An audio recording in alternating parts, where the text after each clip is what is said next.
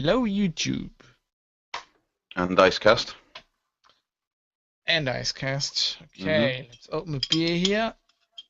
And let's get the show rolling.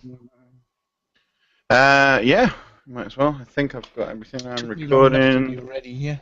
I'm recording. I think everything's working. Let's go while it's still working. Let's do this while this. I'm just waiting for you to freeze as soon as you go. Let's start the show. See if my recorder still goes. Yeah.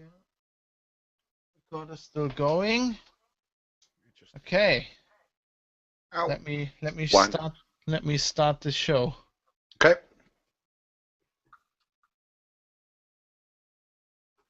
Linux Outlaws is proudly sponsored by Bytemark UK. Check out their Big V platform for all your web hosting needs. Find out more at bytemark.co.uk.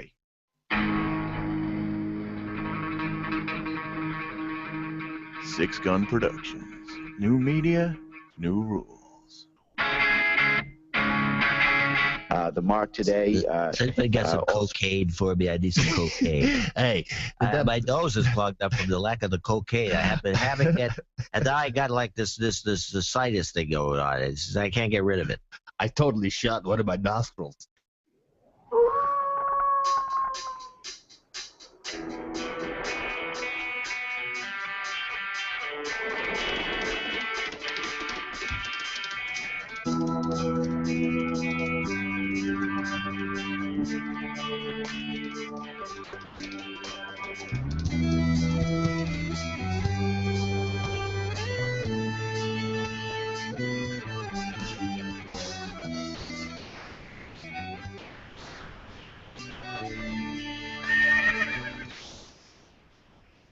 Hello, all you lovely people out there. This is Linux Outlaws, episode 348. My name is Fab. I'm coming in from near Hanover, and so far the technology is working. Let's see how long that will be going on. Hello. This is Dan coming in from Liverpool in the UK. And as you said, so far things are touch wood. I'm trying to see something. I can't see anything that's actually wood and not like fake wood in my studio. Yeah, same here. Well, my chair. Well, I think this is touch MDF. touch him. Well, that's wood. That counts, doesn't it? Well, not really. It's not. Anyway, It was wood at some point. maybe it was until it got mashed and sprayed into a paste or whatever the fuck they did with it. Anyway, so yes, welcome to another Linux Outlaws. It is number 348. We're not far off the 350. Linux Outlaws 350. Yeah, so we'll have to do something for that. Maybe some special clips I can think of to play for that one. Yeah, so we got. It's been just less than a week, a little bit less than a week, because we did the show on Wednesday last week because I had a gig, and there's no gig this week, so we're back to Tuesday, which is good. We can be next week. Will be Tuesday again, I think. Okay. But next week there will be the last two episodes. I'm very sad of the Let's the Bulle on Monday, right, which I will be watching, and then we can actually go back to Monday probably. All right. Okay. Actually, quite interesting. This is, I don't know if this is new or whatever's going on, but they were actually advertising this. You can buy the 5th season from Friday on Amazon. Yes, you can pre-order it and you get it on Friday. Right after it finishes? No, the last two episodes they show on Monday. Oh, right. Okay. Oh. I thought that was really forward thinking. Right, so you could actually watch it before it's on telly. Yeah, that's wow. That is novel. Kind of cool. Yeah, that is novel because most companies don't do that, apart from maybe your favorite company, Netflix, who just put like a whole series on in one go. They don't really have a schedule though because they're not a TV station in that sense. So you can just burn through them all as they come on. That's very cool. And well, we'll keep you updated with what's going on schedule-wise. We're dangerously close to having a schedule. Yeah. Well, there's lots of stuff going on. Things could change once again. Yeah, that's true. I don't know. I'm as you know, I have a second place in Hamburg now. A pad. A second, yeah. Things are going going weird. I'm going there on the weekend again. And Mm. I was actually like, I'm jet setting. Like I spent all weekend in Hamburg. It was lovely, sunny. Sitting on the water there with all the boats going by. It was amazing. And then on Monday morning, I hit the ICE, the fast German train, and went back to Hanover in the morning. In the morning, everybody. It was fun. Does anyone call it ice? Because ICE obviously. I call them that, but Ice. I don't think anybody else in Germany understands. I always say I'm not taking the ice. Yeah. Yeah, There's an obvious city- advertising campaign to be done there using no, vanilla they can't- ice. No, they Ice can't. Ice Baby. Yeah, no. It's short for Intercity Express. The normal German trains are called IC. They're Intercity. Ah. The fast train, the really fast one. Deutsche Bahn is not very good. They try to speak English, Okay. and okay, let me do it. It sounds something like this. Okay. Willkommen im ICE 137 von Hannover Hauptbahnhof nach Hamburg Hauptbahnhof. Wir wünschen Ihnen eine gute Fahrt. Hello, welcome to the ICE train from Hanover to Hamburg. This is ICE 173. We wish you a pleasant stay on board.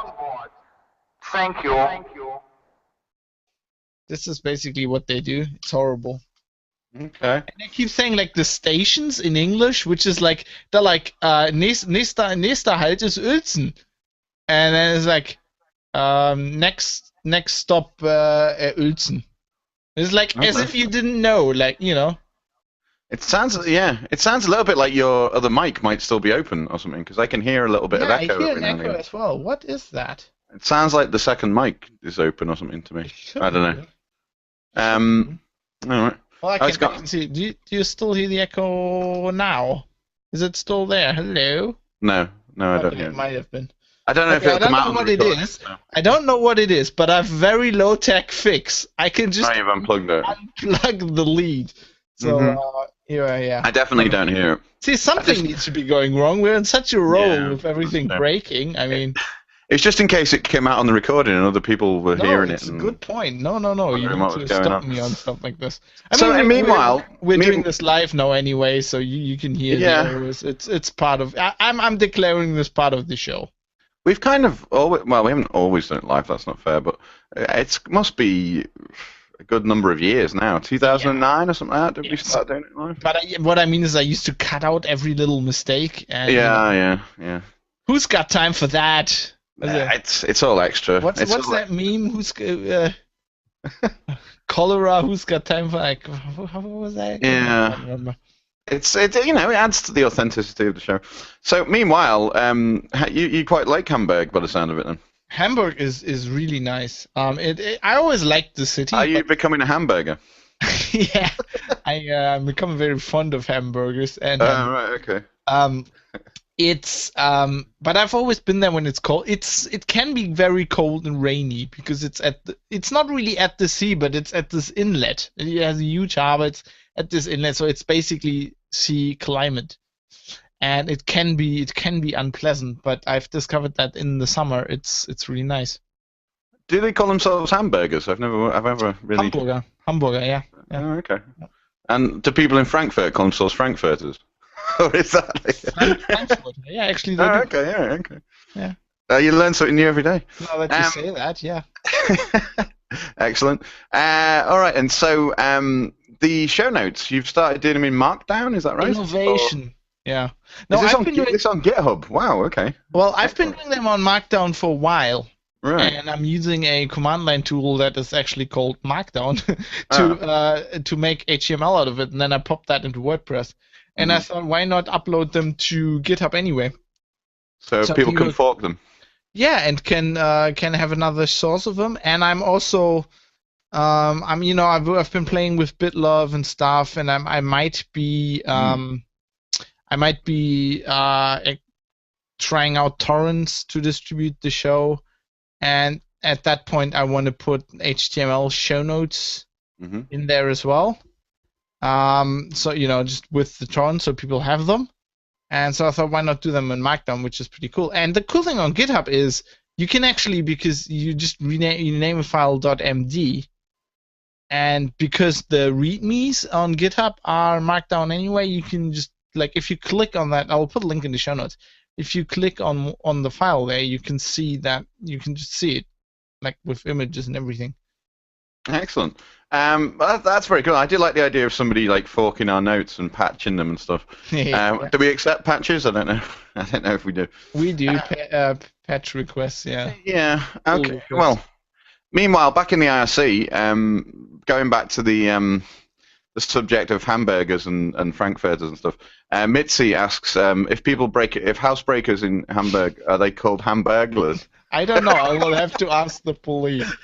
Have you seen McDonald's new mascot? Yes, it's terrifying. My it's got God, teeth. I tweeted a picture that I found. I will have to put a link in the show notes. With somebody put like a number of them. The kids menus have them now as like boxes because they're basically a burger box, I think. Yeah, with a face. Somebody put a bunch of them on a car seat. And I shit you not, it gives you nightmares. Somebody said they reminded them of Stephen King's Langoliers, which I found very apt. Yeah, if you haven't seen it, we'll have to put a picture in the show notes, as you said. Basically, I heard about this on Hollywood Babylon, I think it was. Oh, did they talk about that? I haven't. Yeah, on the latest episode, they talked about the new Happy Meal mascot. But basically, it's like one of those burger boxes or fried boxes, whatever it is, with with a face, but with like loads of big teeth on it and like a big mouth, and it just looks really weird. Yeah, and the eyes look. And the eyes are quite scary as well. Yeah. Apparently, they're not selling enough Happy Meals. That's what they were saying, according to the wisdom of Hollywood Babylon. Apparently, they're seeing a downturn in the sale of Happy Meals, so they feel that having a box with a face on it is the way forward. Well, I thought they had the creepiest mascot ever before that pedophile clown. Fucking Ronald McDonald. Yeah. And this is even worse. I mean. Yeah. It's it's pretty interesting. They were talking about Burger King are changing their slogan as well. Apparently, this is fast food news for you. Oh my God! If you're talking about Burger King, they're fucked in Germany. Oh, are they? Yeah, you probably haven't heard about this. This is very inside Germany. Hamburger King, no, sorry. Günther Wallraff, a very famous investigative journalist who, I think in the 70s or 80s, broke the story. He worked undercover at the Bild newspaper, which is basically the German Daily Mail, and he's very famous. He has a show on TV now called Team Wallraff, where he can't go undercover anymore because everybody knows him, so he just basically trains other people, and they do this, and they went undercover in the Burger King, and they figured out, Burger King has these very strict rules where, all fast food stores actually do. If food sits there for a while, they have to throw it away. They have to throw it away, yeah. And they were relabeling stuff, and they were threatening employees and doing dumping, basically paying them very little money. And apparently this show had such an impact that you'd go in a random Burger King in Germany, is almost empty. And I've actually saw, I was watching the Let's Bully yesterday, and there was I never watch commercials. I'm completely out of touch. I don't watch TV, just for this one show. And then there was an ad with the CEO of Burger King Germany apologizing, saying that they fired the franchise guy. They had the king on. No, he didn't. He didn't look like the king at all. He didn't look like the king at all. Elvis, and they fired that one franchise dude, and they took over that part of the franchise themselves, and they're doing all these things, and they're setting up a council of customers and all this shit that must have had a huge impact. Anyway, fast food news. Fast food news, yeah. Well, apparently Burger King have changed their slogan now from it used to be "Have it your way," and now they've changed it to "Be your way." Be your way, which doesn't make any sense. Well, per default, you are your way. Yeah, I don't know. But anyway, there were some suggestions for failed suggestions. They had like a poll where people could, not a poll, a thing where people could suggest, and of course people were suggesting ridiculous comedy ones. Like I think one was maximum flavour, minimum wages. That was pretty good. As most fast food places. Something with Soylent Green in it. I don't know. Yeah, as most fast food places, they definitely don't play their stuff very well. Well, people give me. I was talking about this, and I got shit on Google Plus, like for like, oh, McDonald's is such a horrible company, and everybody like, oh, McDonald's fast food chains are so shit. All the proto hipsters these days, everything's like shit, and it's like mainstream, and it's horrible, and you can't eat there. And I don't know. McDonald's is like, I go there a lot when I'm like on the road. You drive with your car through Germany and you're like in some shithole place. You need something to eat. Like they have very consistent quality, and like in the most shithole place in France where they can't like cook a sausage to save their lives.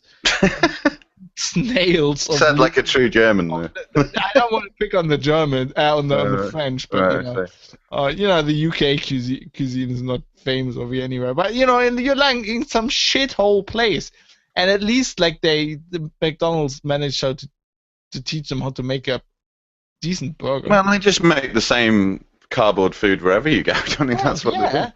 And the town where I'm from, Duisburg, actually produces all chicken McNuggets for all of Germany. I remember you telling me that a while ago, yeah. Yeah.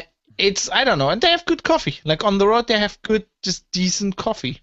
And now that they have, I was never that thrilled with their coffee. It's okay now, but I can remember years gone by, it wasn't particularly good. I think it might been that it's different in Germany. They have they have local. Every country they have like one company.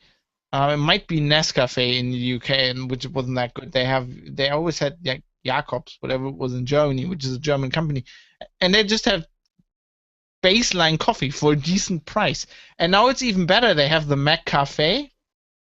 So now I quite often, like on the road, I'll stop with the car, and I don't do drive-in because that takes too long. I just walk into the McDonald's and just order a coffee. You should see people sitting there, stuffing their faces with burgers, feeling bad about themselves because they know they shouldn't be eating this because of some diet whatever crap, and you walk in probably diabetic or something. Yeah, and I'm not slim, but I'm not fat anyway, right? I look relatively healthy. I'm not muscular, whatever. But I walk in the McDonald's, just order a coffee and walk back out. The looks you get of like disdain is amazing.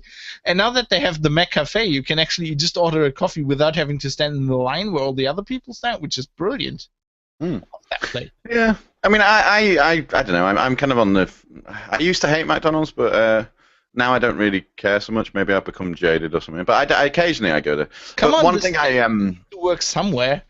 Going back to be on the street.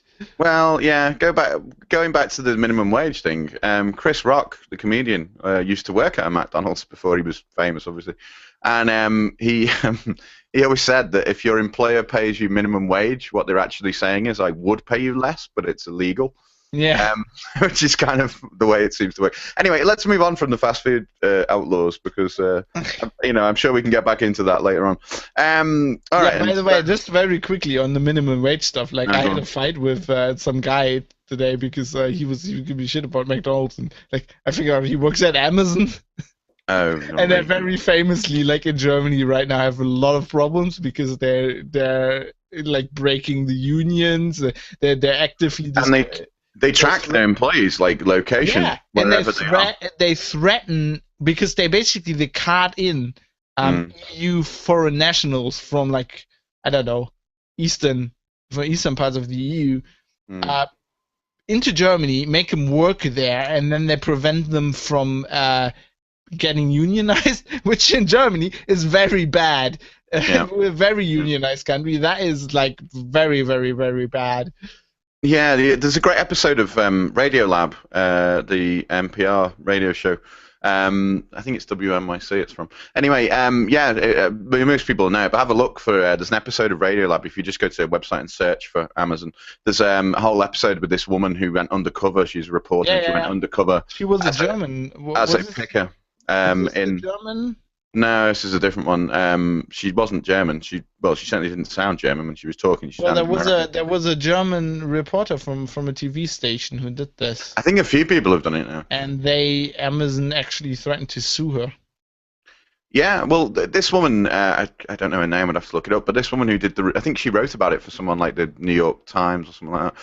But she was on the show talking about it, and she said about the clock they have. So they have a clock, and they check how long, they know how long it should take you to get from wherever your station is to like shelf number 49.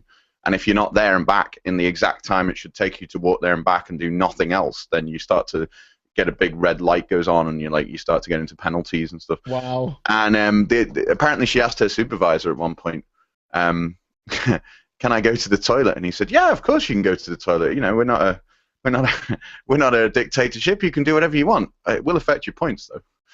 So there are people there who won't go to the toilet till lunchtime because they can't afford to lose the points on their thing and get marked as a bad employee by going to the toilet or something, you know.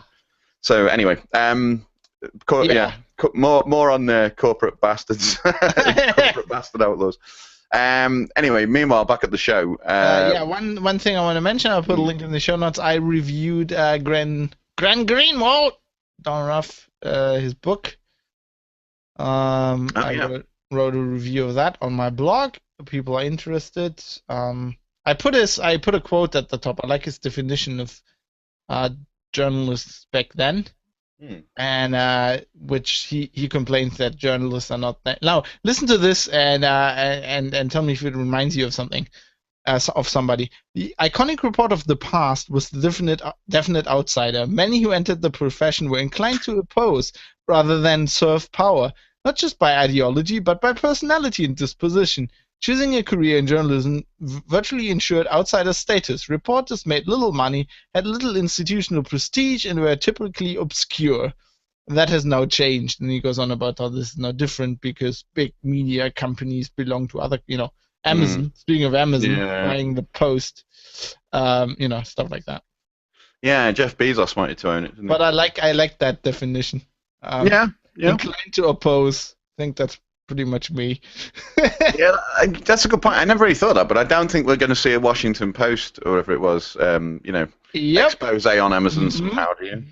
Right. Probably not. I noticed that I saw you tweeted earlier today that on your version, the German version, it's got a thing on it saying that some things have been taken out by the NSA or have been advised to the NSA. No, but the British version doesn't have that. Yes, there is a mention that he redacted parts of stuff on request of the NSA, which makes sense. I mean, it's redacted in the UK version as well. I bought my book from the UK Kindle store, and a colleague of mine who has the German version has this note, and mine doesn't. And it's still redacted in all the versions, which makes sense. But I find this interesting because he goes on a big rampage against other journalists that he thinks are bad and how they cooperate with the NSA, and then they redact stuff or do not publish stuff when they say so. So this is kind of relevant. If somebody out there of our listeners has the US version, I would be interested to see if that note is in there. In the German version, it's right on the page or the page opposite where the dedication is in the beginning of the book. Mm-hmm. You might also want to look at the back because sometimes the notes are on the back, but the UK version definitely does not have this note. It might be some legal thing that it's a German requirement or something, but I'm really interested. I would be interested to know. It would be really good to get. I'm sure I don't even know. We couldn't even do this really. I mean, you could scan the book in, I suppose, or type it in. But I was going to say, if you got the German version and the UK version, if you could do like a diff on them somehow and see what the difference is. I've got the Kindle book. I mean, I can. Maybe if we get the UK. The DRM is not that good. It's text, Maybe we could do like a diff and see if how many differences there really are. That would be quite interesting. Some hackery. I noticed that the UK version has US spelling in it.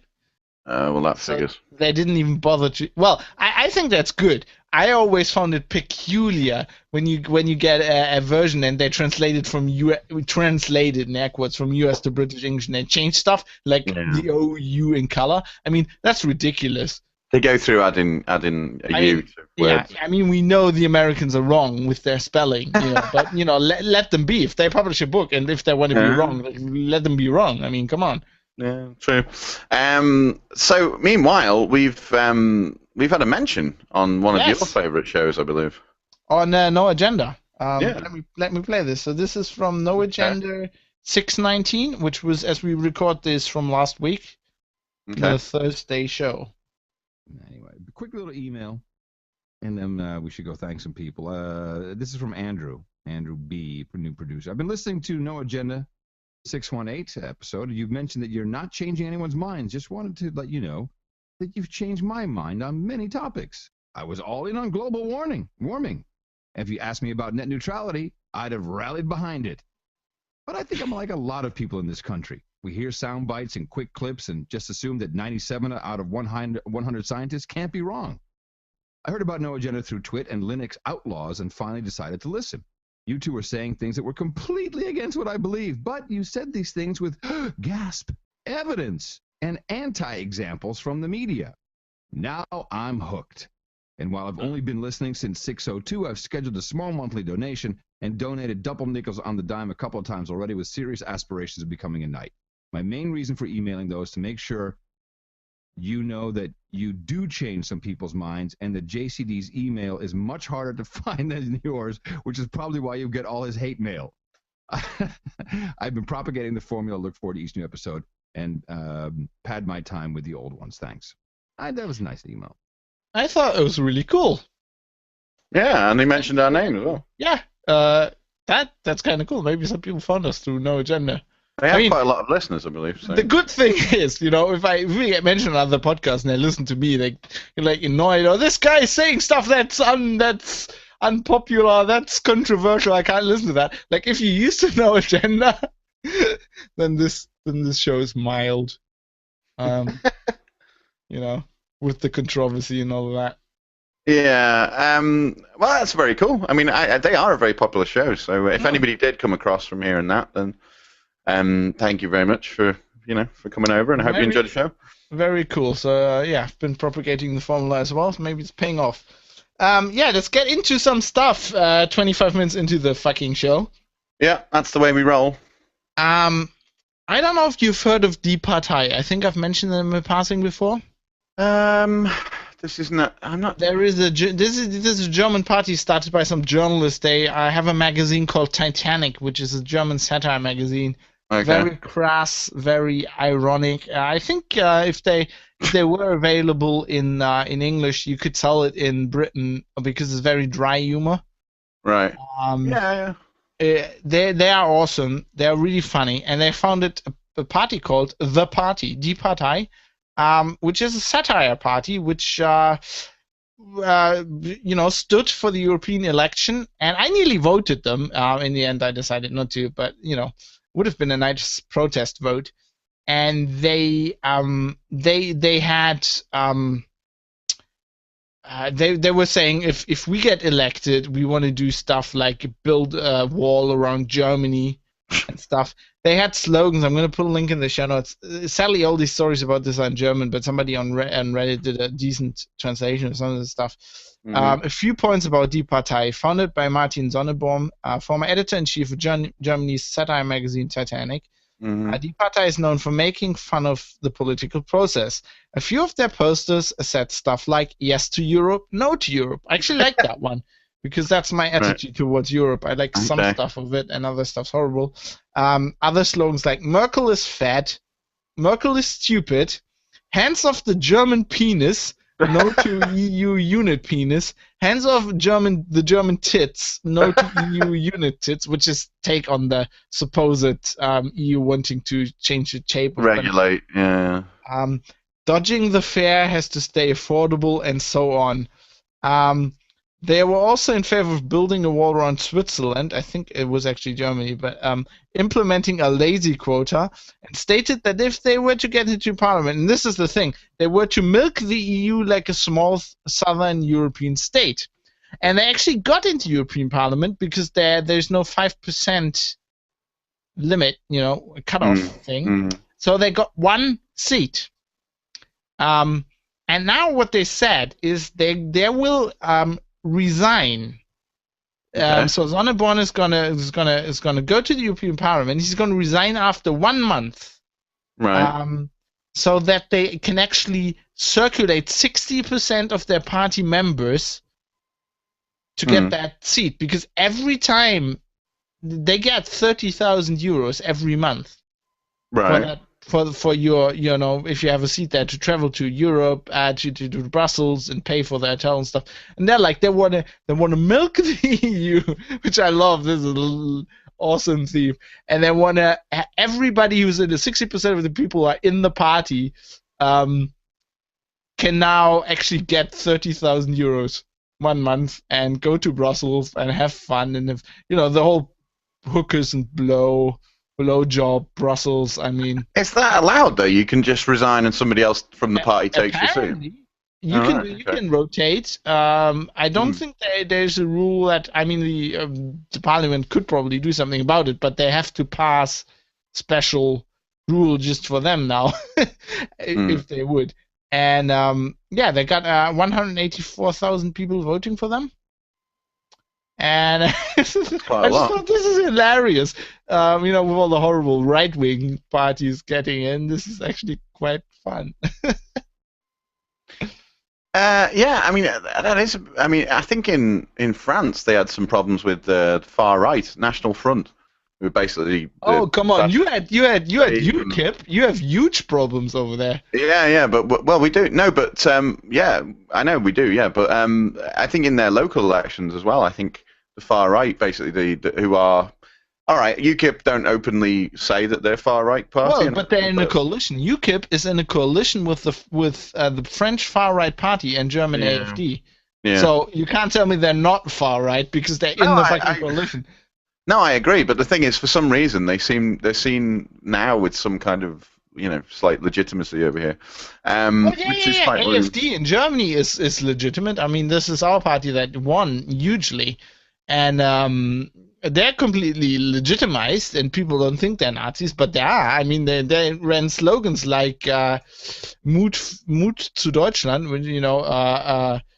have faith in Germany and stuff like that. They ran slogans that could have come right out of Goebbels' playbook. We had a Nazi party called the Right in the local elections in Dortmund getting into the city council. They had Nazis on Sunday storm the town hall where there was a party going on, an election party, in clothing with basically the Nazi eagle on it, except the round bit didn't have the swastika in it, so it's legal. But they attacked the other politicians. Police was completely overwhelmed. Police took 20 minutes to get there. The other party members, the Pirates, the Greens, the Conservatives, Labour, formed a cordon around the entrance, didn't let these guys in. People had to be hospitalized because they were throwing bottles. And police turned up, took their names, so they will be investigated. There will be, but they let them go. They took their names, let them go. No reason to put them in the slammer. They probably didn't have enough room. No. We have very different laws in the UK. I mean, in the UK they would have probably, but they would have disappeared probably. Well, the thing is, the police here is not very proactive to fight against Nazis. I mean, I've seen people go having to spend a night in jail, as investigation. Putting in jail for investigation. It's basically a night in Germany usually for possessing like a joint. And like these Nazis, this is like fucking. I have to write a blog post about this. I'm planning to do this. I just didn't get around to it. This is fucking 1933. This is Nazi. This is basically SR style Nazis storming the long knives, city hall. Well, not quite that bad. They weren't killing people, but this is like the SA. It's like thug group storming the fucking city hall. I mean, what the fuck is going on?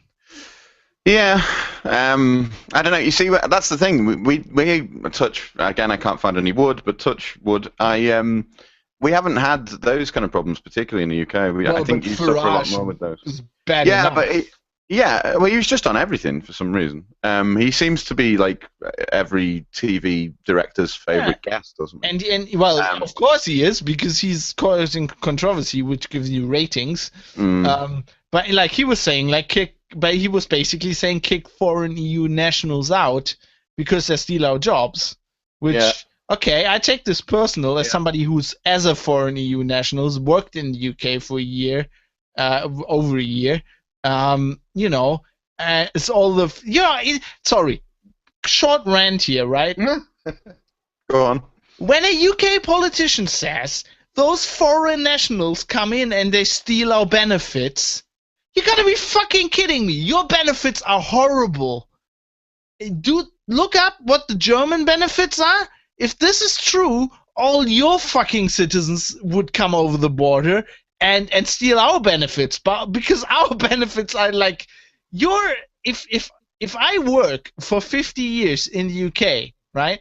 The money I get from the state when I'm retired is a fucking joke compared to Germany. In Germany, you get like 3 times that if you're unlucky. It's ridiculous. So for those fucking boneheads to say that we would come over there and steal your fucking benefits, the gall of it. It's just Yeah, but I mean, the guy's a dickhead. He doesn't really seem to have any. In fact, while you were saying that, I was just looking up. There's a brilliant clip, which I don't know if you can. Well, the sound won't be any good, so there's no point in playing the sound. But I'll put a link in the show notes. Job? Yeah, it's the one with the guy behind him who makes like the. That was embarrassed, by the way. Yeah. I saw this tweeted by. It's very good. From Creighton Crowbar. Yeah, he's on basically once again. Nigel Farage is on TV getting interviewed outside some town hall or whatever the fuck it is, and meanwhile, while his bodyguard appears to be like looking at his phone or something and not really paying any attention, some guy stops like in the middle between him and starts going like making like wanker signs and stuff behind him as he's walking. And the bodyguard just goes, "What was that?" The guy walks away, and then the bodyguard goes, "What's that?" The guy just walks into the door of the building. That is amazing. By the way, just one funny thing, Farage. I know, yeah. It should be Farage. No, Verarsche or Verarsch in German means Arsch means ass. I knew that. To fool somebody. Okay. So his name is basically. Maybe it is poetic then. Maybe it is poetic justice. Nigel taking the piss in German, basically. I'm going to put a link to the show notes in here. Sorry, link to the show notes. A link in the show notes to that video. I think I've talked about this on the show before, actually.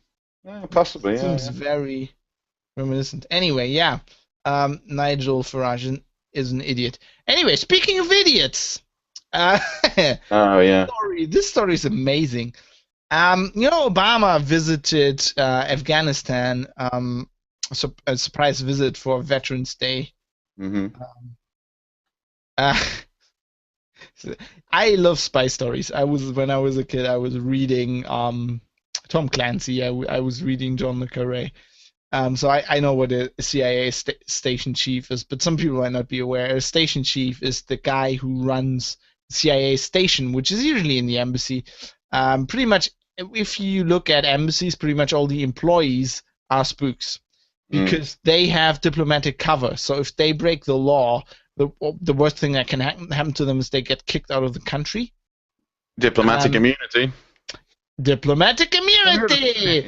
Yeah. So if you have these people in the country, you make them spies anyway.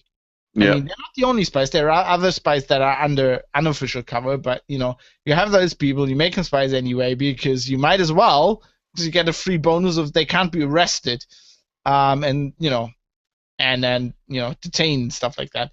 So usually the station chief is like the ambassador, but it could be other people. That's like Cold War. In the Cold War, it was usually the ambassador, and like the Russians knew.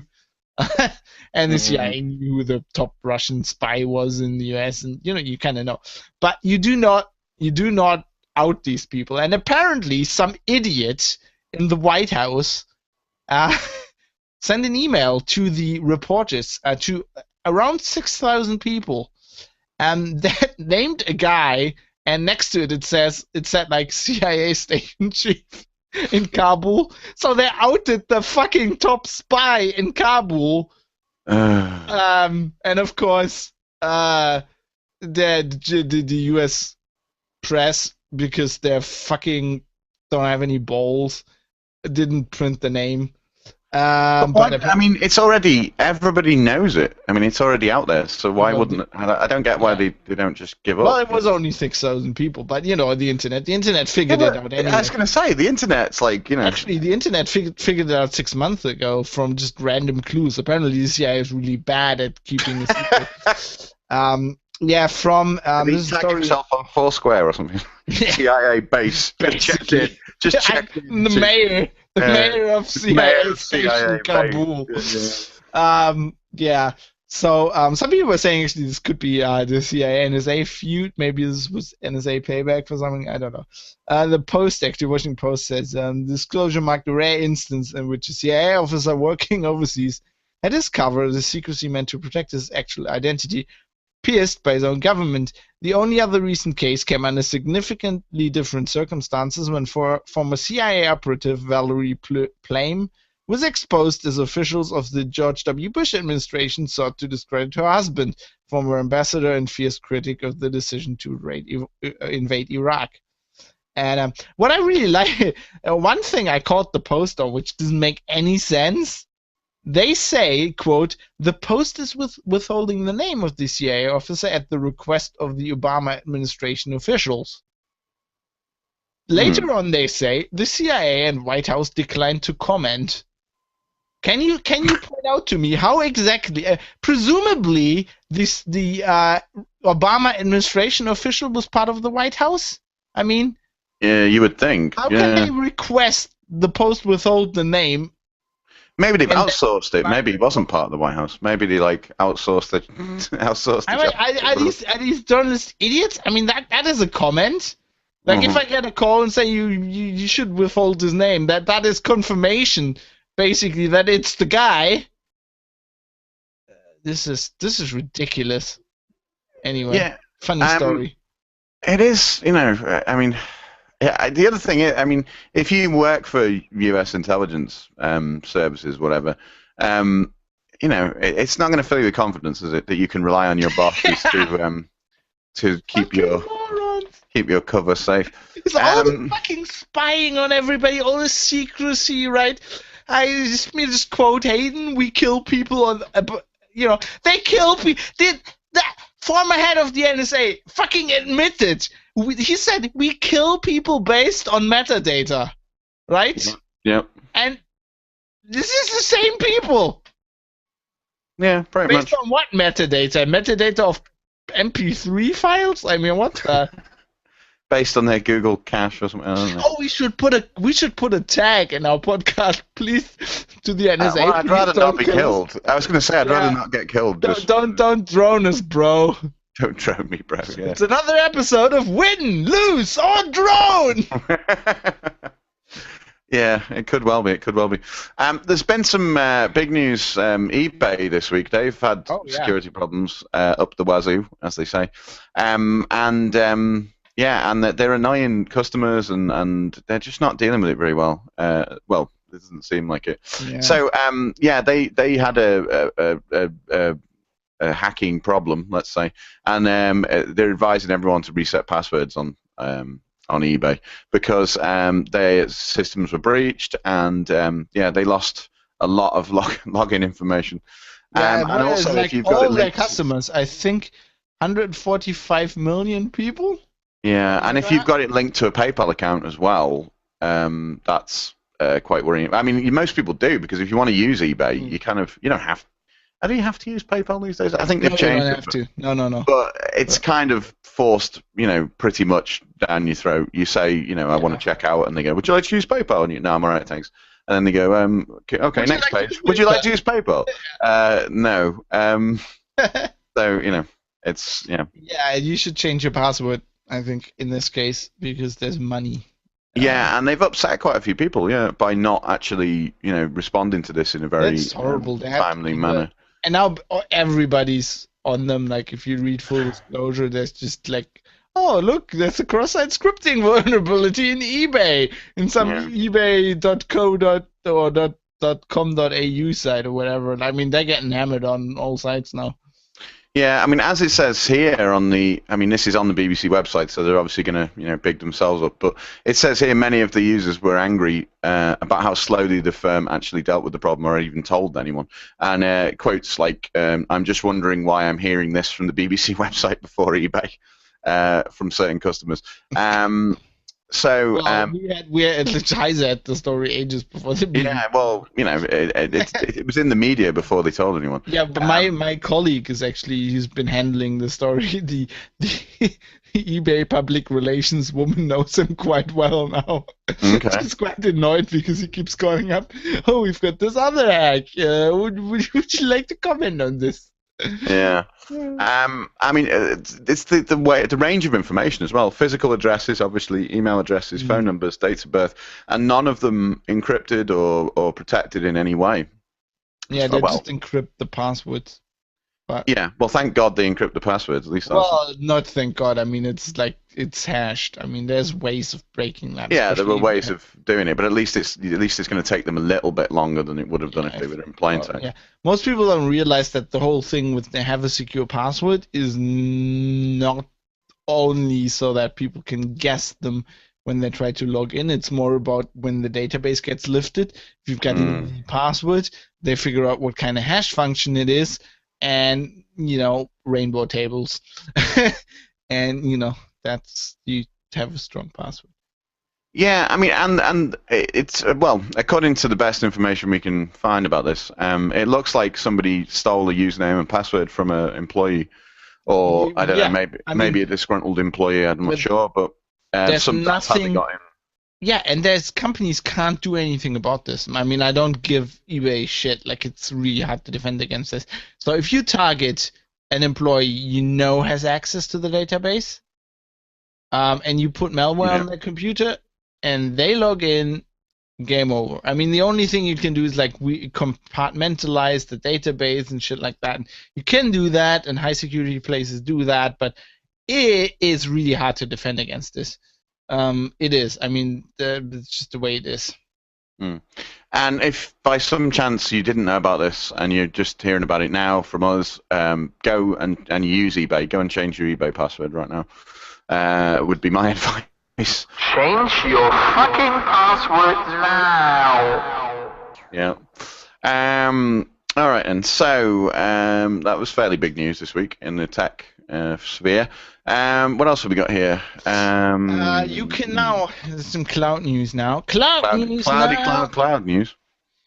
Docker. Docker is now supported on Google Compute Engine, so basically the Google Cloud.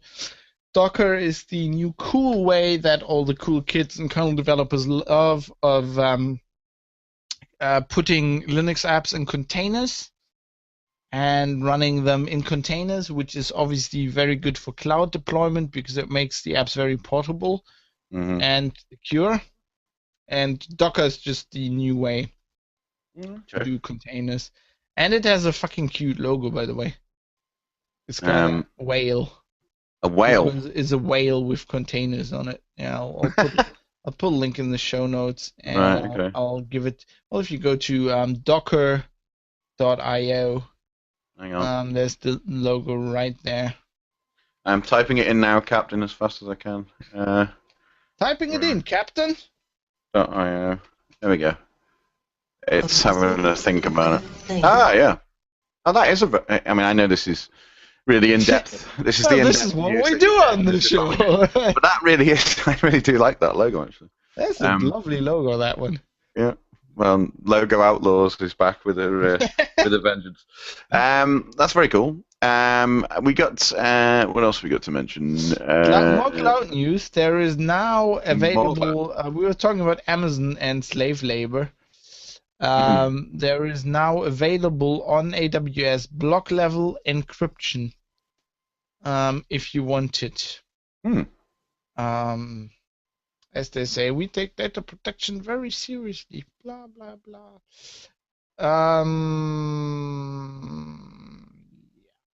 The thing is, it's kind of cloud encryption, right? So you tell Amazon, I want this encrypted, and they encrypt that. So you don't actually get the key or anything. I think you can get the key, but that's not the problem. But they have the key as well, yeah. So trust them that they can't, they could look into the thing, even if they say they don't.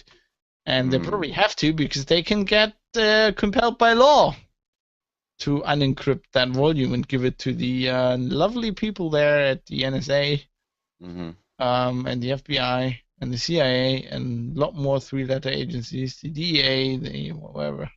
Yeah, I mean, I'm just imagining what someone like Steve Gibson would say about this, because I mean, you should always, Trust try no and. one? But basically, yeah. But you should have your own key that they don't know, and that therefore they can't be forced to decrypt it. Actually, what Steve Gibson would say: trust no one, but buy my software. Yeah, true. Buy SpinRite Web Services. It's available. It's coming up soon. CloudWrite. You should have CloudWrite. Why hasn't he done that yet? He's writing it. It just takes a while. It's assembler. Yeah, oh God, yeah, that's true. Ubuntu news. Your technology, because you never have buffer overruns if you write everything in assembler. It's a fair point, but who's got the time for that? No, actually, that was irony. Of course, if you write everything yourself, you could be the best programmer in the world. If you do memory management by hand, Jesus Christ. Does nobody else work on SpinRite at all? He's the only coder who works on it. Nobody else does that. And his moustache, who's is qualified an awesome as coder another. in his own right, I think. Doesn't it have its own keyboard, which goes under his nose? Maybe. Yes, special mouse keyboard. Yeah, and it's like one of these things Dylan uses for the harmonica. It's like that's a keyboard on it. A keyboard holder. Yeah, that worked quite well. Keyboard. Mouse keyboard. Ubuntu news. Unity, everyone's favorite desktop UI, and yes, I was being ironic. Well, some people like it, but it's certainly a lot of people don't. Unity 8, which is the new version, is being proposed for helping developers to experiment with the next generation Ubuntu stack. This is Mir, based on Mir, which isn't in the current LTS. No, not surprisingly, because I would imagine they don't want to be supporting a really, really old buggy version of Mir for 5 years. It would make sense to hold off. But there's a Unity 8 version that you can get now, or that there will be soon. That's quite interesting, because I'd be interested to see how Mir actually performs. Whether when people get to benchmark and so on, whether it's just a complete disaster, or whether it's really good, or I don't know.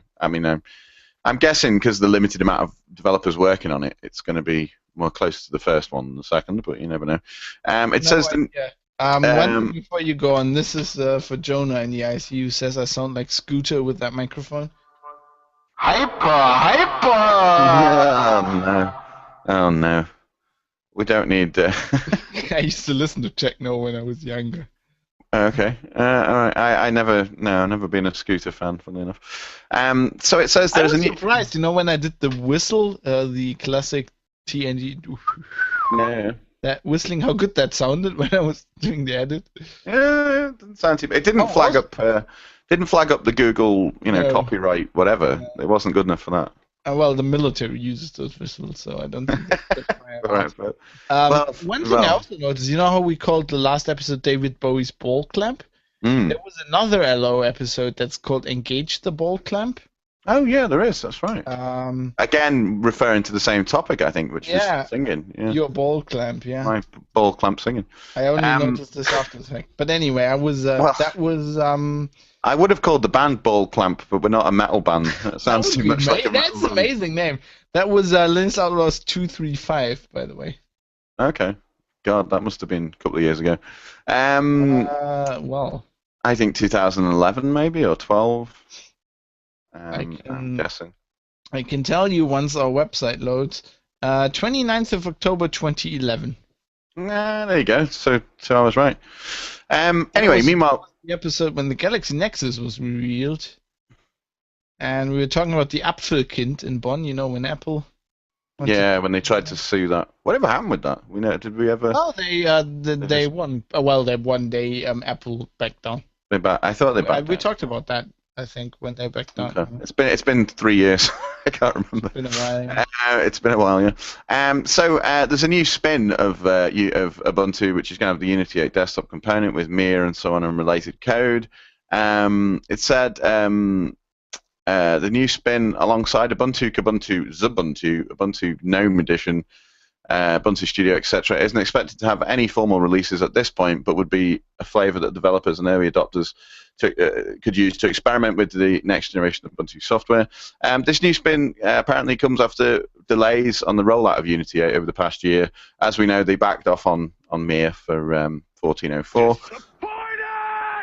I'm not surprised though. I actually think that was a very smart move. I'd be more worried if they'd just gone fuck it, we're doing it anyway, and thrown it out there. They'll completely back down on this. No, I don't think. I think they'll do it at some stage. I think they've put enough investment into it that they're going to do it. The question is if they can stay afloat long enough. True. Now people are asking what Xubuntu is. It's spelled with an X, but you pronounce it Xubuntu. It's XFCE. So anyway, it says Ubuntu's Unity 7, which I think is the one we have now, will not live forever. But this is a safe precaution to keep happy Ubuntu 7 users. Unity 7 users.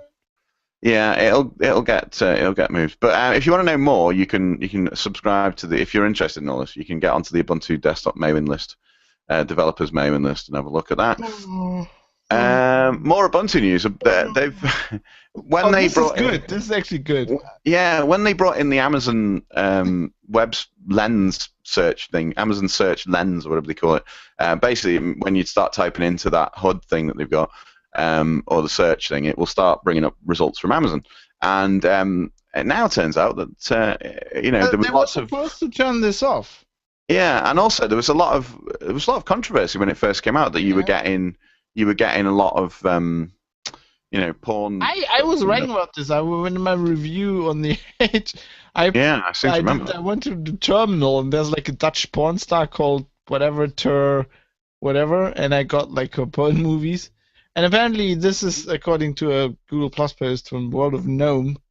So I consider the source, but it's a screenshot where they type in GIMP, and it's like they're in the home lens. But anyway, one of the links, I think it goes to Wikipedia, and it's bondage, BDSM, and it has an image.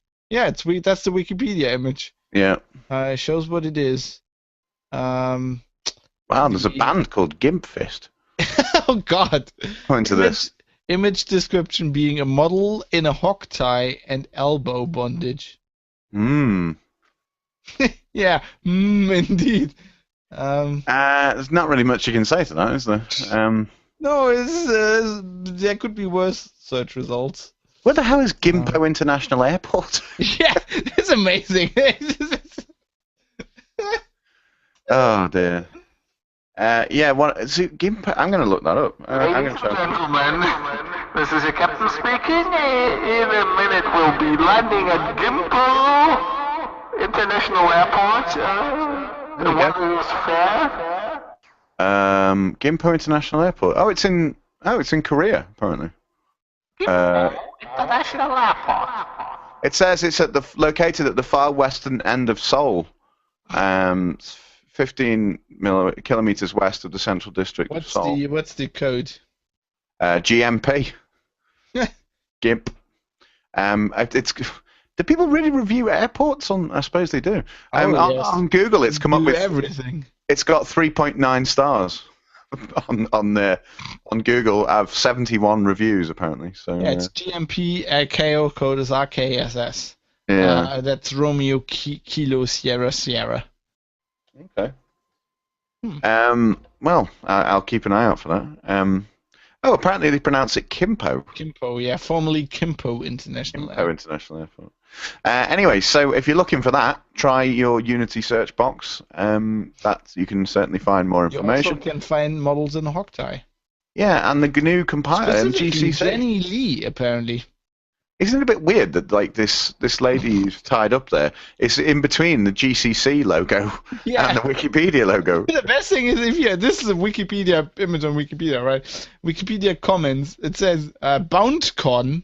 Apparently, it's a convention for BDSM. That sounds like fun.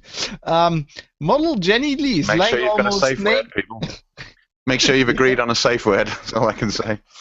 The safe word is Gimpo International Airport. The safe word is fucking stop. The safe word is ow, my Safe ball. word is ow, yeah. The model Jenny Lee is lying almost naked on a table, hogtied, her bare feet lifted up by the hogtie bondage. With almost naked, they mean she's wearing nothing except the ties. Well, maybe G-string. I think there's a G-string involved. I don't know. I'll have to take some time to study the picture more closely before I can decide on that. From Deutschland. This is like fucking 4chan level kind of description of images. Yeah, Wow. it is. If you scroll further down, there's an image of a dude who's just got his balls. Oh my god, that's quite an image. Maybe it's a visual representation of what it feels like to use Unity. Maybe that's like, maybe it's a review. Oh my god, I'll have to put this picture in the show. This is what it feels like to use Unity. Yeah. It's like having a ball in a sling.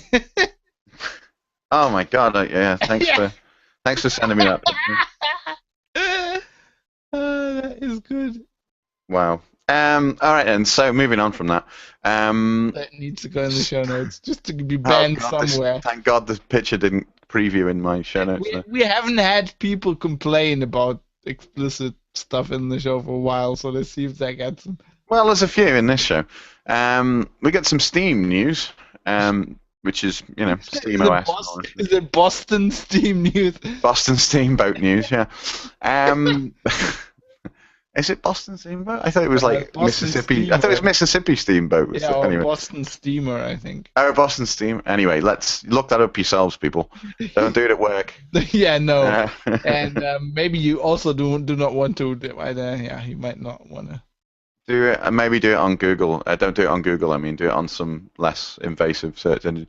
Anyway, yes, Steam, the gaming platform, game distribution platform we know from Valve. Lots of fuss about Steam boxes, Steam OS being based on Debian, I believe, and so on, and games coming to Linux. And now they're talking about streaming. So network streaming. We've kind of talked a bit about this before, that you will be able to play the game on the TV with a controller, but it'll actually stream it from your computer in another room or something over your home network. It's actually out of. Sorry, I'm Are you still looking at pictures? I'm distracted by tits. Apparently, BoundCon is in Munich, and apparently they have a competition where this is a picture of two women being tied up, and they're having quite a lot of fun, trying to get out of the. There's a competition where they tie them up, and then apparently whoever gets out first wins. Anyway, where were we? Steam, yeah. Yeah, the streaming thing. So we talked about this ages ago. Yeah, and this is in production now. You can actually use this out of beta or whatever. It works on Linux apparently. I have to try this. It's amazing. So basically, what you can do is, let's say I have a really powerful computer, and well, I've got pretty powerful machine sitting in the living room, where I usually play my games on, and then I have a laptop. I've got this ThinkPad, which has it's got Intel graphics, but apparently you can now. You can sign in that Steam. You can sign into multiple boxes now with the family sharing on Steam. So I sign in on my main machine, start a game, and then I turn on my laptop and sign into Steam. And then I can play the game from my laptop, but it'll just stream the image and the sound from the actual machine that's rendering it, and it'll stream my input back, which is pretty awesome. I'm just wondering how good your home network has to be for this to be. Well, that's the thing I want to try out. usable. I've talked to people who tried this and say this actually works and it's amazing. Okay. But like my home network's on Wi-Fi. Like the only machine that I actually have cabled up to the router because I don't have holes in the wall is the one I'm doing the show from. Mhm. Studio machines are all cabled up, but yeah, I will try. I will report back. Problem is I don't have any. I haven't played a video game in like 6 weeks. Mhm. Haven't had any time, but I'll try. I played a bit of Silent Hunter. Now, after we discussed it. Saturday, yeah. I bought it. I couldn't find my. This is me. Like this is Gaben sucking money out of your wallet. Like I couldn't find the bloody. I bought all Silent Hunter games. I don't know where the fuck they are. I just went on Steam. Like, oh, they have a bundle. What, $20? Okay, come on, just give it to me. Yeah, it happens a lot. You end up rebuying. I mean, I do that with albums and things and DVDs. I have done in the Jawohl, Herr past. Kaloin. video films. Fertig machen zum Tauchen. Fertig machen zum Tauchen. Rohr 1 fluten. Rohr 1 fluten. Rohr 1 fluten. Torpedo bereit. Yeah. I don't know what to say. This is open source. Yeah. This is open source submarine. Yeah, that will work. Okay. Achtung! I'm gonna short that. The open source submarine. This is an open source sub game, which hasn't been in development for a few years now, according to their website at least. They should keep developing that. I would love to do sound samples. That's one thing I could do. Okay. do Angry German voice. Ah, Captain, we have a freighter. We have a merchant ship on starboard. I could do that. Meanwhile, I'm trying to work in a link here, but there's lots of submarine films around, and famous submarine films, and this is my attempt at a link. And this is good because this is a handheld camera, and if you know about Das Boot was one of the first movies that was filmed almost entirely on a handheld camera because they built a mock-up of the submarine in actual size, and they wanted to make it cramped. Not like those American submarine movies where they're on a normal set and just like, yeah, they don't like. Crimson Tide's a great movie, but you don't get that cramped atmosphere. I mean, that's broad. If you haven't seen it in a while, you need to watch it again, even in German with subtitles. This is amazing. This is a movie where the actors were not allowed to go outside for months while they were filming this. They were not allowed to go outside, so they would have like a pale thing. Pretty much all the scenes are filmed in chronological order because their beards are growing throughout the movie. And you can actually see how they get more and more tired from the filming and more pissed off, which is actually works in the movie because they're at sea longer. Yeah. And it works perfectly. And they used handheld cameras in a time when handheld cameras were not very much used in filming. They built a special. Because before you had a Steadicam, the cinematographer on the movie built his own special counterweight type thing. Yeah. Yes, with padding and stuff, because he would run against stuff all the time in the more confines.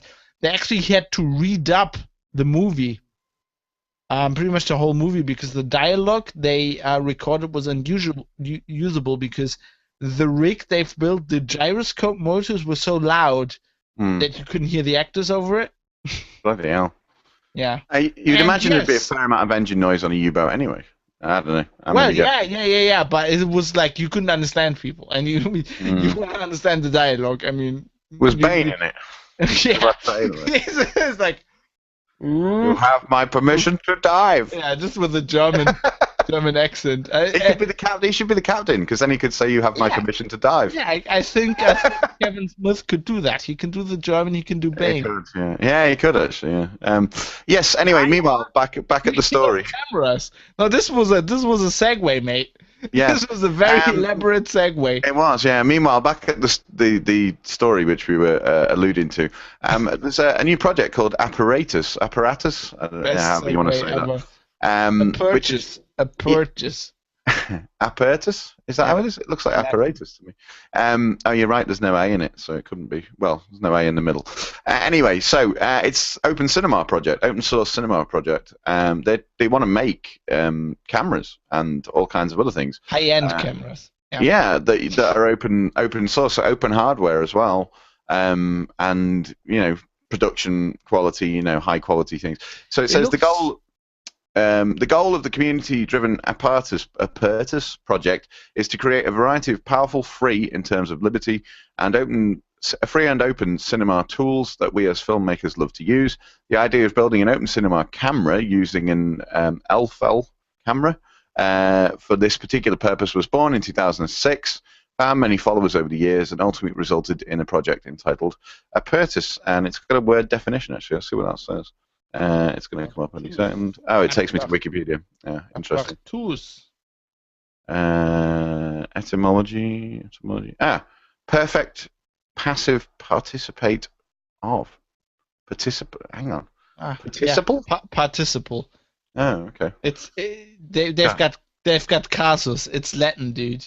Oh, okay. Yeah. Well, who cares? Latin, all things are. Let me see. Where's this word definition? Okay. Oh, it's on the page. It's in the first paragraph. Yeah. So this is we have to not Esperanto, not I do. We want Latin. Apertus, perfect passive participle of aperio, which means open. I uncover. It means opened, open, free, public. Having been opened, uncovered, exposed, frank, clear, manifest, of a sky cloudless. So it's apertus, aperta, apertum, aperti, aperte, aperti. Yeah, it's Latin. Yeah, cool. It means open, having been opened in Latin. That's cool. It looks very much to me like a kind of red kind of camera. Or they had a Black Magic that came out recently, which has the big thing is it's a very compact camera. It's quite cheap compared to, we say cheap. These things cost like $10,000, but then an actual film camera can, cost like $40,000. Oh, easy, yeah. All about blockbusters with, and these are modularized. So the thing about the Black Magic was that you could replace the sensor, which huge thing. You can just buy a new sensor for different lighting. Upgrade it.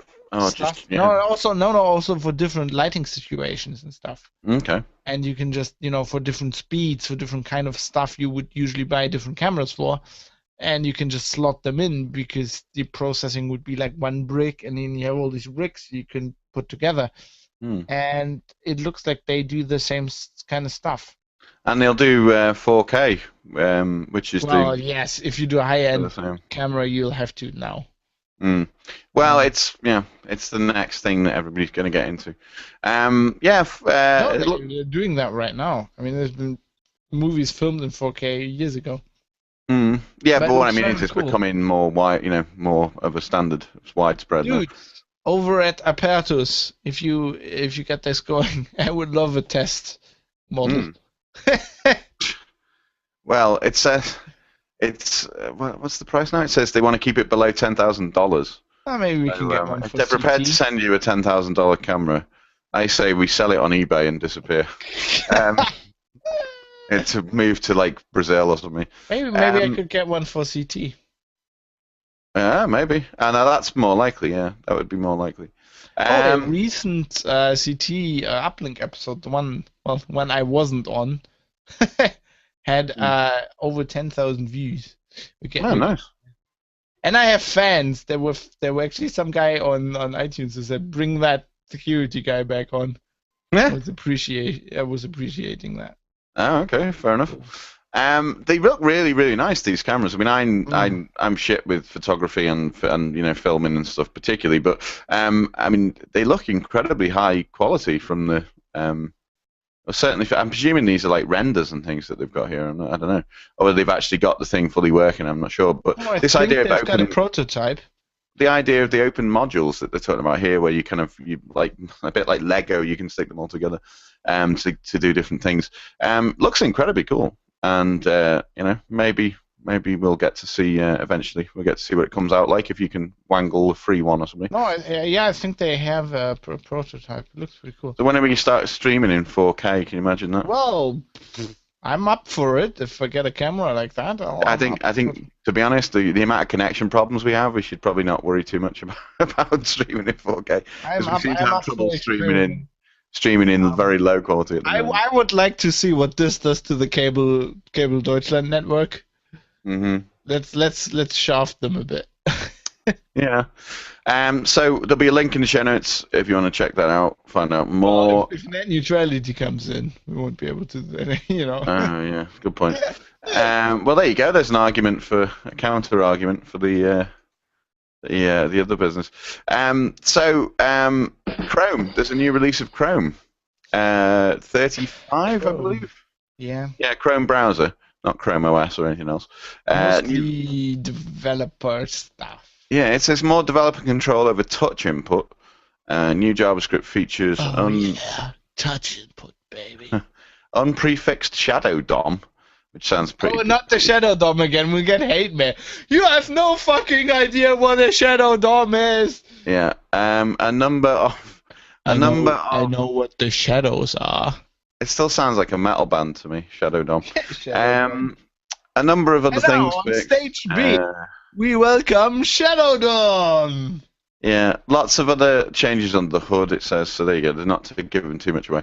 If you know more about this and you're more of a developer, you probably appreciate more of these changes. It's out now. There's 23 security fixes in it, so everyone should upgrade because obviously you want to make sure you're secure. Other releases, some language release. Randall Schwartz will be happy about this. There's a new Perl 5 it is, but still it's a new Perl. Perl 5 very popular. Oh, there you go. The first stable release, sorry. Not saying it's aliens, but you know. I was going to say, how does this relate? But yeah, it's well, that is the question. True. It says, we are delighted to announce that Perl version 5.20.0, the first stable release of version 20 of Perl 5. So it's out now. I mean, I've had this discussion with lots of Perl developers. We always have the Perl 5, Perl 6 discussion, and almost every Perl developer I've asked tells me that they don't. I don't know. They seem happy with Perl 5, so they're not really they don't seem that bothered about Perl 6 at the moment, which is interesting. So maybe they're already happy with that. I know Perl 6 there's a Rakudo Perl and all these other things going on. So you can get Perl 6 if you want. If you want to know more about Perl, ask someone who knows, like Randall, and probably not me. What else have we got? Piwik. This is the stats. Yes. Thing. I'm going back to logo Outlaws. Well, this isn't the logo, but click on the link. Man, they've spruced up their website. It used to look like shit, and now it looks a lot better. Yeah, it's quite cartoony. They've got little funky It's a nice design as well. Cartoony logos and things. Ajax. Yeah, it's pretty nice. Hang on, let me try the menu. Oh yeah, okay, it's quite slick. Integrations. Here we go. Oh bloody hell, they've got a hell of a lot of shit. Sorry, this is really good radio. A hell of a lot of shit. No. This is really good radio. I'm just looking at the integrations link for Piwik. I mean, I knew they had modules for things like Drupal and probably WordPress, of course, but they've got plugins. They've got a Typo 3 integration. That's what I was going to say. They've got plugins for WordPress, Drupal, Joomla. Okay, you might expect that. Typo 3, .NET Nuke, SPIP, Modex, or Modex. I said Modex. Doku Wiki, Moodle. Yeah, is a big one. What the fuck is Pimcore? Movable type? Does anyone still use movable type? Yeah, I was thinking the same thing. I suppose they do. Elg, which is that like social networking thing. Media Wiki, that's quite a big one, obviously. Plone, reasonably StatusNet? That's really around? Is that on there? Yeah.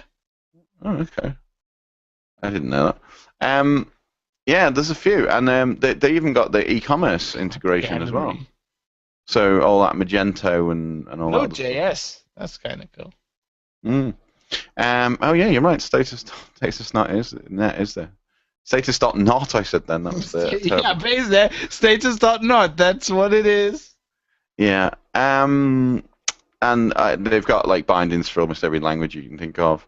They're obviously really taking this integration seriously. So Piwik, I don't know if we've talked about it recently, but it's the open source kind of alternative to something like Google Analytics. Obviously, you've got the issue. To the NSA. It's the open source alternative to the NSA. Yeah, I was just going to say, obviously, you've got the issues of data security and all the rest of it with the Google Analytics stuff, and people who are offended by that or worried about it maybe should have a look at Piwik. It's very cool. What else have we got? Oh, last one. Last story in the first section. Yes, there is a XP registry hack circulating that you should not use. Basically, somebody figured out that you can create a registry key on an XP machine that tells it that it's a POS ready machine. Now, this isn't, as you would expect, piece of shit ready, which sums up XP very well these days. No, this is point of sale. It's a special version of Windows Embedded based on Windows XP Service Pack 3. That's still supported till 2019, I think. It's what runs all of the ATMs, pretty much. That's a bit scary. Cash registers. Well, it's actually not that scary than you think, because these things are usually not like, yeah, they're hooked up to the internet, but they're not a target there. And people usually they skim people's PIN numbers and shit. They don't. Yeah, physical attacks. Yeah. You can break into them. There was I don't know if we talked about it on the show. I wrote a story about this at some point. There was a very sophisticated hack where people actually with ATMs in the US punched a hole in the plastic cover, connected the flash drive. Yeah, I remember you saying about it. And then they closed back the whole, so that you could see it from the outside, and then it would boot from the USB stick in the UI that looked like the actual ATM, but you could enter a special code, and then you could see all the transactions and just get random amounts of money out. But usually they don't do that. But yes, you can hack XP, and then you get security updates for XP, which is out of support. But you don't get all of them. You just get some, the ones for POS ready. And yeah, you should not do this. You should not do this. Even though it would be perfectly legal, pretty much. Yeah. Have a look in the show notes for more. How not links. To do it, yeah. Yeah, for links to. Oh my god, I got such a lot of shit. I was working on a story with the guy from the Windows department, and I kind of wrote how it works, and he's like, no, you just specify it, just put in what you do. Here's the registry key, blah blah blah. I got such a lot of shit from our forum. It's like, oh, you can't write a story that you shouldn't do this, and then tell people how to do it. Right. Moron commenters. Not like the link in the story to the actual source. If you clicked on that, it told you exactly. It just tells you anyway. Yeah. It's not like, oh, complain that I inform you too much. It's not as if you emailed 6,000 people with the details of this is the station chief details of the CIA Berlin. chief in Kabul. Yeah. Name's Fred. This is people on the internet is like usually like, oh, you can't do research, you shitty journalist, you didn't research this, and you give people information. They're like, oh, you gave us too much information. Well, you can't win. In the immortal words of Bart Simpson, you're damned if you do, and you're damned if you don't. All right, and so we should get into feedback and so on. Yeah. Have we got a bumper or something? Random interlude. Oh, okay.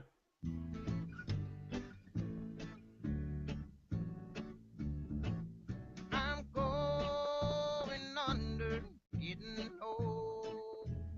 Nice. Makes you want to get a banjo. little bit of Fallout there. I like that song. It's my song for XP. It's the theme tune. I love the lyrics as well. I'm down so goddamn low. I'm looking up at the soles of my feet or my shoes. Good song. Yeah, it's good. Second So half of the show. yeah, well, it's going to be a very short second half this week. Yeah. More of a second 16th or something. I don't know, not than a half. Second. Yeah, second. Yeah. Up first, we got more discussion in the saloon about, unsurprisingly, a very controversial topic: the nuclear power stuff we talked about last time. I actually had a guy who works at a nuclear power plant who commented on a post I did about Chernobyl on my blog, where I said, I'd love to go to Chernobyl someday. I've always wanted to go there, and he posted a picture of him being there. Wow. Okay. And he says next time he works for at their nuclear power plant group, and he says they go from time to time, and he says next time he goes, There's supposed to be lots of. he'll try to hook me up. That's very cool. Sorry, I was just going to say there's supposed to be lots of rare. It's going to sound very obvious, but there's supposed to be lots of like rare wildlife and stuff now, because there's whole areas that haven't been touched for a long time since Chernobyl. But they're actually finding that there's rare species and stuff that have been previously in danger of just dying out. Kind of crazy stuff. There's like crazy moss that goes. There's the red forest, where like basically a week after the disaster, the bark fell off the trees. Yeah. But the trees still live, weirdly, and they still live, but they just don't have bark. They're bold trees. Yeah, bold trees. His name's Dave Allen. I'll put a link to that blog post in the show notes. You can see the picture of him. Cool. It fucked up in the IC there. Oh, that's the link. Anyway, yeah, I'll put in the show notes. Cool. Where are we then? So so we had some discussion on the. There's a few posts on there. There's a few posts on there about it. I've started reading the post now, so I should do that later. So if you want to get involved in the discussion, not just that discussion, could be other, one of the many other topics. Go to saloon.sixgun.org. Saloon, SALOON.sixgun.org. Sierra Alpha Lima Oscar November. Yeah. I'm getting good at this. Yeah, you're getting there. We're getting Latin. CW. We're getting Latin. We're getting all kinds of phonetic alphabet stuff. We're going to be language outlaws before you know it. Phonetic outlaws. Yeah, linguistic outlaws. Linguistic outlaws, maybe. We only had one email since the last show. Just one solitary email. So. Well, I had a few emails about warming, as you would suspect. Mm-hmm. All right. Well, to the two of us, one email to the Linux Outlaws at sixgun.org account, and it was from Dale Visser, who sent us a link to a story, again linking to net neutrality and so on, which is quite interesting. I thought it was quite interesting. I know you already responded to him via email, but I thought it was quite interesting to kind of, being as it's the only email, I think we should probably discuss it a bit. He links us to a story on a website called Fierce Cable, which I don't really know. But anyway, it says, with internet providers such as Comcast and Verizon currently kicking up controversy for charging high traffic generating video programmers for special access to their networks, we know about that, but Google took the opportunity on Wednesday. This was Wednesday 22nd, so it would have been, Thursday was the 22nd, so it must have been last week, 21st of May, to make strategically position its nascent, I can't pronounce that either, Google Fiber ISP service. So basically what Google is saying is that then... It's young, just born. Yeah, true. Good point. We really are. Outlaws. It really is linguistic outlaws. It says, Jeffrey Bergen, get lines on the show next, who's apparently the Google Director of Network Engineering, said on the company's blog that Google Fiber will not be making Google Fiber will not be making such deals. So basically, they're not going to make deals like Comcast and so on. But which I know you responded to with, the fact that YouTube's a content provider. Well, I don't think they need to. Like, it's actually worked for them if they don't make deals, and they just hook up YouTube to the pipe right to your house. And I think their position will be, you don't need any other video content because we've got YouTube, we're buying Twitch, you've got Twitch, we've got Let's Plays. What else do you want? What else? They'll probably buy Netflix eventually. Yeah, I'm pretty sure they will. I mean, the really weird, like, people are saying, oh, this is weird because your cable company's your ISP, right? Yeah. Just wait till you get Google Fiber. Then your fucking main advertising company that's also your search engine will be your ISP and your bloody content provider. Yeah, and your phone operator and everything else. Wait till that happens. It's going to be doozy. Probably. But there was a couple of interesting points that I thought came from this story anyway when I read on. Google are actually offering the likes of Netflix and anyone else the opportunity to co-locate their servers in Google data centers for free, which is kind of interesting. Hey, plug your stuff right into the NSA. Yeah, but it says here, we give companies like Netflix and Akamai free access to space and power in our facilities. Space! And to Spice, and they provide their own content servers. We don't make money from peering or co-location since people usually only stream one video at a time. Video traffic doesn't bog down or change the way we manage our network in any meaningful way. It says we also don't charge because it's and power. It's it says we don't charge because it's really a win-win situation. It's good for the content providers because they can deliver really high-quality streaming video. They're close to customers on the network. It says it doesn't say why it's also Google Fiber's full. Well, I thought it was an interesting point that they're letting people do this. I don't really not sure why they're doing that, but other than the NSA reason. Because they're not the other thing is to stream their own content. I don't, that was facetious. They don't really want to just stream YouTube to you. Their business model is putting ads into anything. So as long as they can put ads and stuff, they're quite happy with you putting your content. They'll host your content for free. Just as long as they can serve ads. Meanwhile, they're happy. Probably. If they provide space, I wonder if they provide Space Marines. That would be quite handy. They might. The other thing I thought was interesting about this story is the fact that people talk about it, and obviously Google are a huge, huge company, but barely anybody can get Google Fiber right now, even in America. The other point. So there's like 3 cities or 2 cities where you can get it, and even in there, not many people have got it.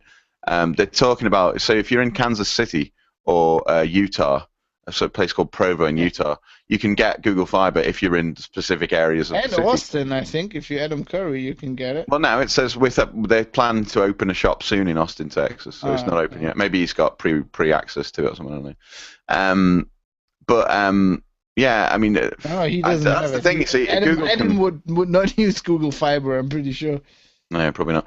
But I mean, they say, all this stuff, but at the moment, as far as ISPs go, Google aren't really much of a player in the ISP market. That'll probably change, but right now, there's very, very few people in the world. Well, not in the, if you mean by ISP, what we mean by ISP, which is where you buy your internet from. And there are internet service providers. They provide a hell of a lot of services on the internet, but it's an interesting little article. We'll put a link in the show notes. So thank you to Dale Visser for sending that one. Meanwhile, in the IRC, people have suggested a title for the show. We keep talking about language and language outlaws, and Mitzi suggested Cunning Linguists. Could be a good title for the show. That's a very old joke, though. It is an old joke. Well, it's on Saturday Night Live as well. There's one where, what is it now? There's a guy called like Colonel Angus or something like that, but they keep calling him Colonel Angus. Anyway, so if you want to send us an email, you can do. Send it to linuxoutlaws@sixgun.org. That's linuxoutlaws@sixgun.org. And don't forget to look at the saloon and other things on the website over there at sixgun.org. And I think that with that, we should probably wrap it up. I mean, what are we now, an hour and a half? That's not bad going. We could. I'm still trying to get this bloody song loaded. Oh, right. Okay. Well, I'll keep talking for a while. Now, I just want to point out that this is. Oh, I've got it. That's good. No, I've got it all worked out. Okay. It's good. I'm just going to point out that this is Fab's choice of song, although I do Yes. approve. I do approve, obviously. Last week we played a song from the £20 Sounds album, from my band's album. That's just come out. The digital version's out now. You can get it on Bandcamp at $20 .bandcamp.com. It's 20lb.bandcamp.com. Ching. And you can find it there. You can listen to it, obviously, on Bandcamp and see if you like it. And if you do like it, you can download it. You should buy it. We played a song last week from it, and we've got another song that Fab's chosen for this week. This is people might know this one. This is true, yeah. Which probably played the old version of it. Yeah, which we released before we played the old version. It's quite a silly song. It's about it's a very silly song, yeah. The Bubblino, but which is an Arduino-based Twitter notifying system that works with bubbles. Yeah, works with bubble machines. I do like it, especially because of the intro, especially on this version. It is electric guitar, but it's very Spanish. Mm-hmm. And it's got a common chord progression, yeah. Yeah, and it's got in Mexican music. A lot of people tell me it sounds like there's the theme tune to Once Upon a Time in the West, is it? Yes, yeah. Well, it's pretty much in every Western. Yeah. In some point, but which is why I like it. But it's got the divine line. I'm way too butch to get in shape, so I just get a shave. Yeah, to get a shave. That's it. Yeah, so I just hang around. I just sit around blowing bubbles all day. Yeah. It's such a great line that I can't even do it. You can't even remember. It's so good that it's gone right through your brain. The quality of it's so high. I wondered if you like this one. My brain. Given your Bruce Springsteen obsession, I wondered if you like this one because I also shout 1, 2, 3, 4. Yeah, that too. That does work. 1, 2, 3, 4. That's very Bruce. Counting. That's probably why I like it. I didn't even notice. Counting with Bruce. Yeah. Brain doesn't pick. Yeah, that's a hilarious sketch. It is a good sketch. So if you want to find out more, yes, you can go and have a look. And I've never understood why he does that. It's a kind of branding, isn't it? Yeah. I mean, you do it. Part of the show. You get the band, in. Well, it does get them in time, yeah. But you could probably do it without it. But yeah, it's probably just part of the show. Well, in most cases, the drummer usually counts people in. So yeah, I guess he just takes it more seriously. 1, 2, 3, 4 or something. You don't do 1, 2, 3, 4.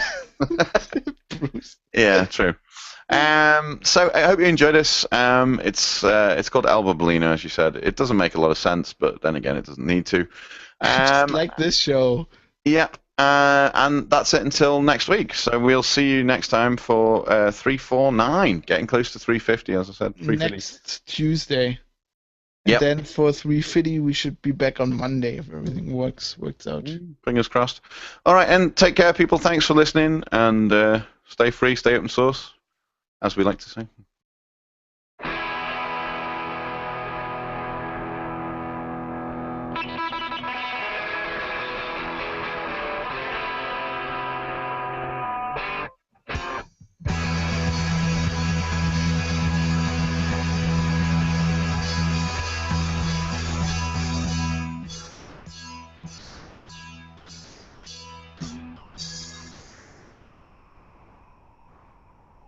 One, two, three, four.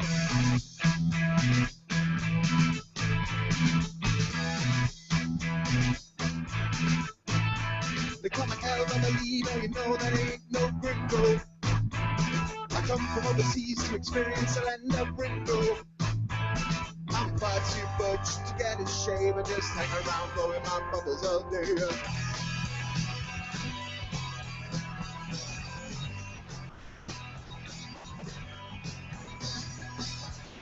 Call me El Bubblino, you know that ain't no gringo. I come from overseas to experience the land of Ringo. I'm far too important to carry a pen. That's why I've got Adrian. Yeah.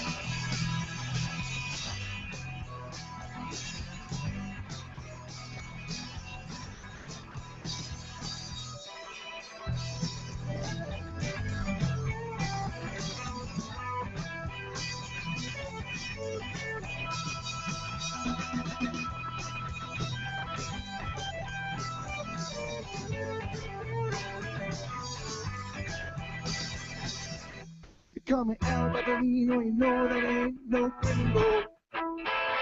I come from overseas to experience the land of Ringo. I'm far too butch to get a shave. I just hang around blowing my bubbles out there.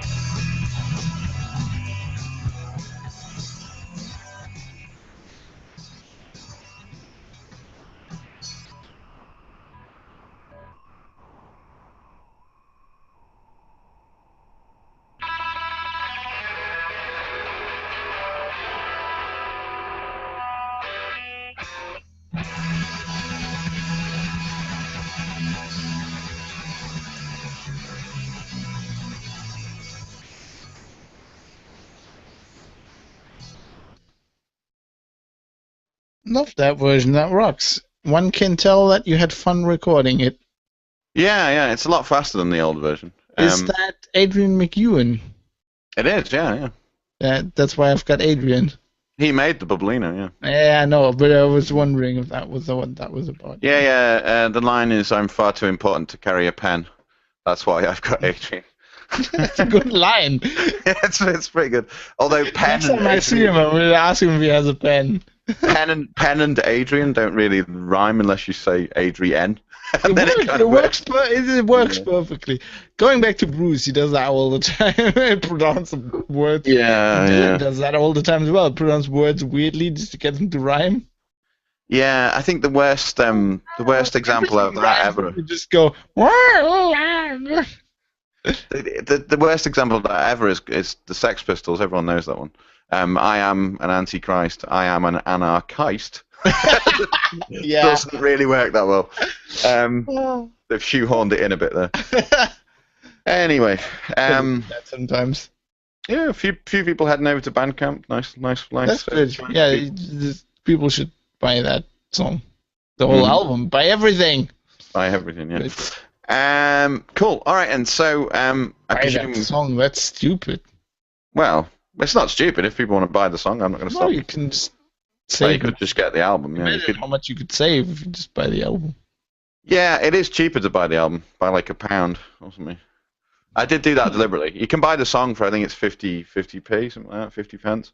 But if you buy, there's 12 songs. So if you Steve Jobs School of Album Pricing, you've learned something. Yeah, I have. Although I didn't. Someone asked me yesterday why it wasn't on iTunes, and I said, well, it might be eventually. I haven't really thought about it, but one of the main reasons is because Apple take 30% of absolutely everything off you when you put it on iTunes. Just make it 30% steeper. Could do. They're Mac people. They still buy it. Yeah, possibly. So at the moment it's on Bandcamp, and I like Bandcamp. I'm a big fan of Bandcamp. Right, and so we should probably stop the broadcast then. Yeah, this was a tight show though. I like that. It was, yeah. 144. I think I've got. I'm going to stop my recorder. 144. I've got. Although to be honest, I'm sure I started recording at least 5-10 minutes. 35. Yeah, close show, I think. That figures with outtakes, and there wasn't. Touch wood. Oh, it's over now, so it doesn't matter too much. But touch MDF. There wasn't touch MDF. There wasn't too much, freezing or disconnecting or so on. So maybe we don't need that Google Fiber after all. Yeah. Oh, until they get here. Jesus Christ. It'll be a long time, I imagine. All right, and I'm gonna stop the Icecast. So thank you to everyone for listening. Yeah. Thank you to everyone for watching on YouTube. See ya.